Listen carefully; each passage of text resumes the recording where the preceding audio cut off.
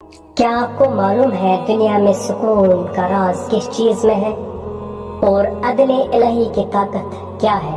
کیا آپ جانتے ہیں کہ ایک منصف یعنی انصاف کرنے والا اللہ کو کتنا پسند ہے؟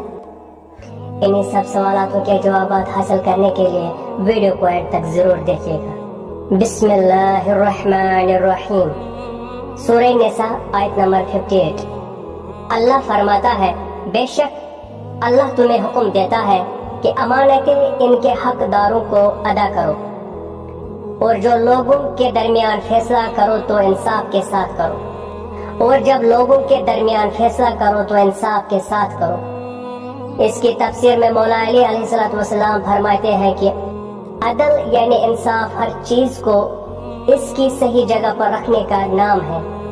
مولا علی علیہ السلام نے فرمایا، حکومت کفر کے ساتھ تو چل سکتی ہے مگر ناانصافی کے ساتھ نہیں۔ جب آپ کسی کے ساتھ انصاف کرتے ہیں تو آپ دراصل اللہ کی رضا حاصل کرتے ہیں۔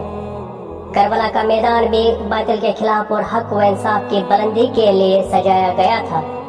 انصاف کرنے والا کبھی رسوا نہیں ہوتا کیونکہ وہ اللہ کی میزان پر کھڑا ہوتا ہے۔ اگر آپ بھی انصاف اور سچائی پر یقین رکھتے ہیں تو کمنٹ میں یا عادل لکھیں اور اس درس کو اپنے دوستوں تک شیئر کریں تاکہ حق کی یہ آواز سب تک پہنچ سکے۔